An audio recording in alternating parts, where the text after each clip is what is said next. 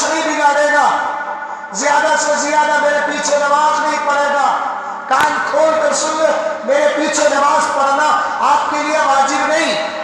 میں نہیں کہتا کہ میرے پیچھے نماز پڑھو، دو بھی کھڑیں گے تو انشاءاللہ نماز پڑھاؤں گا، میرا دل صاف ہے۔ اگر بغض کو رکھ کر کہوں تو خدا کا عذاب نازل ہو جائے، میں صاف کہوں گا اختلاف اپنی جگہ پر رکھو، لیکن سلام کے موقع پر سلام کیوں نہیں کرتے؟ مسافے کے موقع پہ مسافے کیوں نہیں کرتے؟ ڈنڈے کیوں اٹھاتے ہو؟ مسجدوں سے کیوں نکالا جاتا ہو؟ مسجدوں سے اماموں کو کیوں نکالا جاتا ہو؟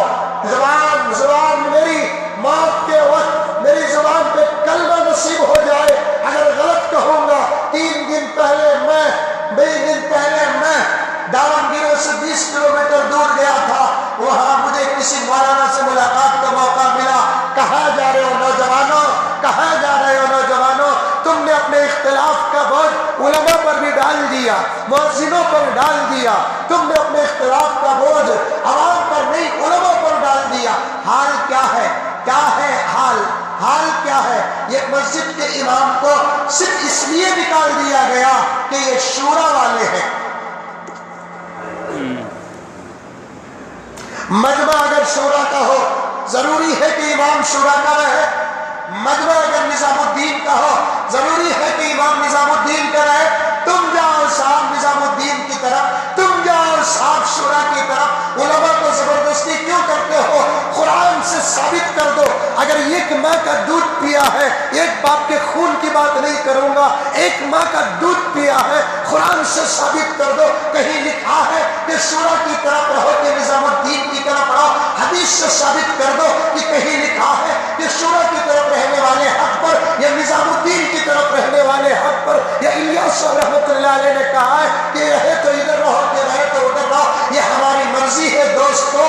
کسی کو امام ابو حنیفہ کا مسلک پسند، امام ابو حنیفہ کے پیچھے چلا گیا، کسی کو امام شافعی کا مسلک پسند، امام شافعی کے پیچھے چلا گیا، کسی کو امام مالک کا مسلک پسند، امام مالک کے پیچھے چلا گیا، کسی کو امام احمد بن حنبل کا مسلک پسند، امام احمد بن حنبل کی طرف چلا گیا۔ میرے آقا نے کیا فرمایا؟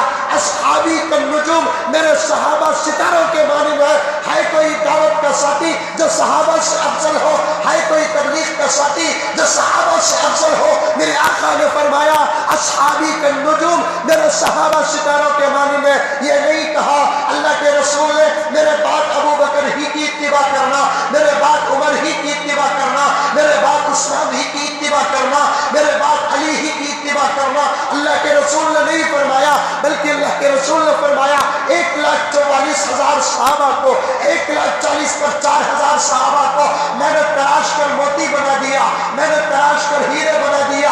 اے میری امت کے غلاموں، اگر تم ابو بکر کے پیچھے جاؤ گے تب بھی کامیاب ہو جاؤ گے، عمر کے پیچھے جاؤ گے تب بھی کامیاب ہو جاؤ گے، عثمان کے پیچھے جاؤ گے تب بھی تم کامیاب ہو جاؤ گے، علی کے پیچھے جاؤ گے تب بھی تم کامیاب ہو جاؤ گے، کالے حبشی بلال کے پیچھے جاؤ گے تب بھی تم کامیاب ہو جاؤ گے، زید کے بیٹے غلام کے بیٹے اسامہ کے پیچھے جاؤ گے تب بھی تم کامیاب ہو جاؤ گے، عبد الرحمن بن عوف کے پیچھے جاؤ گے تب بھی تم کامیاب ہو جاؤ گے۔ جب نبی نے قید نہیں کیا تو آج کے دعوت کا ساتھی کیوں قید کرتا ہے؟ رہے تو ادھر رہو کہ رہے تو ادھر رہو۔ اور یہ ظلم تم نے اماموں پر بھی کرنا شروع کر دیا۔ مودی ظلم کرتا ہے تو وہ گر جاتا ہے نگاہوں سے، ہم اس کے ظلم کے برابر ظلم کر رہے ہیں۔ اماموں کے اوپر بھی تم نے حکومت کرنا شروع کر دیا، امام کے پیچھے پڑ گئے۔ یہ نظام الدین کا ہے کہ یہ شورا کا ہے؟ یاد رکھو، کان کھول کے سن لو، کوئی امام میرا ساتھ دے کے نہ دے، کوئی مولوی میرا ساتھ دے کے نہ دے، کوئی امام میرا ساتھ دے کے نہ دے، یہ عاجز خدا کی قسم اللہ تبارک و تعالیٰ کو حاضر و ناظر رکھ کر کہتا ہے کہ ہندوستان کے 5 لاکھ مسجدوں کا امام نہ شورا کا ہے نہ نظام الدین کا ہے تو وہ دارالعلوم دیوبند کا ہے۔ اللہ اکبر۔ ہماری نسبت دارالعلوم دیوبند سے ہے، ہماری نسبت مدرسوں سے ہے، ہماری نسبت بخاری سے ہے، ہماری نسبت ہدایہ سے ہے، ہماری نسبت جلالین سے ہے۔ یہ بات کی چیزیں ہیں۔ مولانا مفتی زرور علی خان صاحب دعوت برکاتہم، اللہ ان کو